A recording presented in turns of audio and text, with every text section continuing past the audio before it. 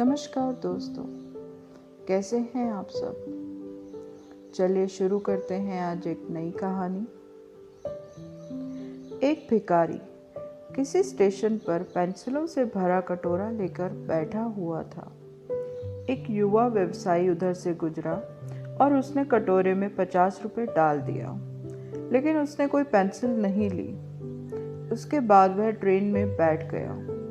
डब्बे का दरवाज़ा बंद होने ही वाला था कि अधिकारी एकाएक ट्रेन से उतरकर भिखारी के पास लौटा और कुछ पेंसिलें उठाकर बोला, मैं कुछ पेंसिल लूँगा।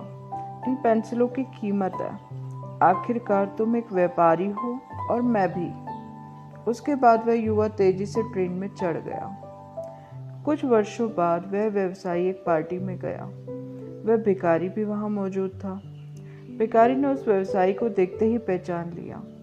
वह उसके पास जाकर बोला, आप शायद मुझे पहचान नहीं रहे हैं, लेकिन मैं आपको पहचानता हूँ। उसके बाद उसने उसके साथ घटी उस घटना का जिक्र किया। व्यवसायी ने कहा, तुम्हारे याद दिलाने पे मुझे याद आ रहा है कि तुम भीख मांग रहे थे, लेकिन तुम यहाँ सूट और टाई में क्या कर रहे हो। भिखारी ने जवाब दिया, आपको शायद मालूम नहीं है कि आपने मेरे लिए उस दिन क्या किया।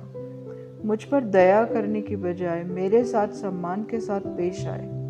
आपने कटोरे से पेंसिलें उठाकर कहा, इनकी कीमत है। आखिरकार तुम भी एक व्यापारी हो और मैं भी। आपके जाने के बाद मैंने बहुत सोचा, मैं यहाँ क्या कर रहा हूँ, मैं भीख क्यों मांग रहा हूँ। मैंने अपनी ज़िंदगी को संवारने के लिए कुछ अच्छा काम करने का फैसला किया। मैंने अपना थैला उठाया और घूम घूम कर पेंसिलें बेचना शुरू कर दिया। फिर धीरे धीरे मेरा व्यापार बढ़ता गया। मैं कॉपी, किताबें और अन्य चीज़ें भी बेचने लगा। आज पूरे शहर में मैं इन चीज़ों का सबसे बड़ा थोक विक्रेता हूँ। मुझे मेरा सम्मान लौटाने के लिए आपका तहे दिल से धन्यवाद देता हूँ, क्योंकि उस घटना ने आज मेरा जीवन बदल दिया। फ्रेंड्स, आप अपने बारे में क्या सोचते हैं? खुद के लिए आप क्या राय स्वयं जाहिर करते हैं? क्या आप अपने आप को ठीक तरह से समझ पाते हैं? इन सारी चीज़ों को हम इनडायरेक्ट रूप से आत्मसम्मान कहते हैं। दूसरे लोग हमारे बारे में क्या सोचते हैं, ये बातें उतनी मायने नहीं रखती, या कहें कुछ भी मायने नहीं रखती। लेकिन आप अपने बारे में क्या राय जाहिर करते हैं, क्या सोचते हैं, ये बात बहुत ही ज़्यादा मायने रखती है।